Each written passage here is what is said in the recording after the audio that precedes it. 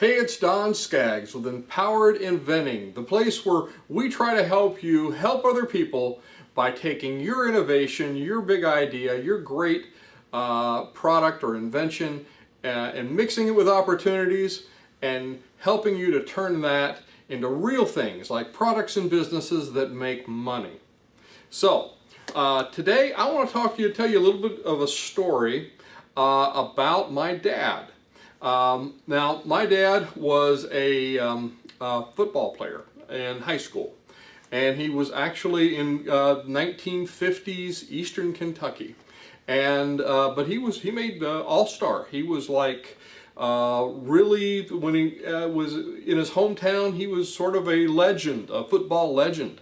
And he would even come back to like homecomings and stuff, and they would talk about it. And I remember he said one old gentleman had told my dad one time, he said, you know, the best football I've ever watched, he said, on TV, professional, everything, was when I watched you on the football field, which was just really, really something. He had nicknames like Greased Lightning.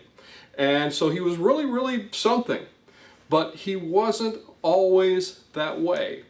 And that's kind of the interesting part of this story. And he told me this story, and he told me this story for a reason. And it was really more of an entrepreneurial story. And that's why I want to relate it to you.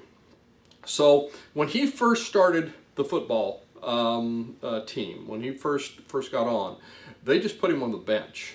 They wouldn't play him. They said he was too small, he was too short, he wasn't a big guy, he wasn't like a big linebacker or anything. He was a small stature. And they just kind of benched him. And he knew unless he changed something, he really wasn't going to make it.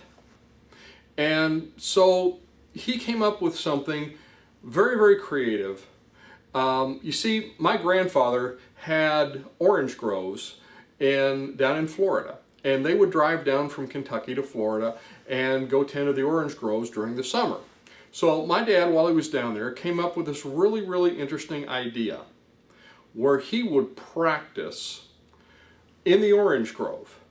And what he would do is he would run directly at an orange grove tree, one of those big orange trees, and he would accelerate and get right up to the tree and then cut. But he would practice to where he would accelerate on the cut. And he would tell me, when he was telling me the story, he said, I could feel just the edges of the leaves brushing the sides of my arms as I was cutting and accelerating on that cut. And he practiced that over and over and over and over again. So the next fall, he's back in school. He's back with the football team. And he's in a game. They finally put him on the field, and he's in this game. And he goes out there on the field and he gets the ball. And here's all these just giant linebackers just running straight at him. And instead of running away from them, he ran directly at them. And he went right at one of them. And then just like with the orange tree, he got right up to him and accelerated on that cut. And he said he could feel, I remember this is the great part of the story, he said I could feel the edges of their fingers just brushing against the sides of my arms, just like those leaves were in that orange grove. Just a great story. And and then the rest was history. I mean, he became a legend with that. That's why they ended up calling him Greased Lightning.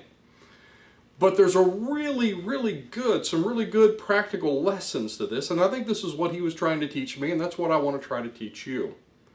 And the first thing he did was he got creative. He was presented with a problem, and the problem was, I'm never going to be able to be any good at this football thing.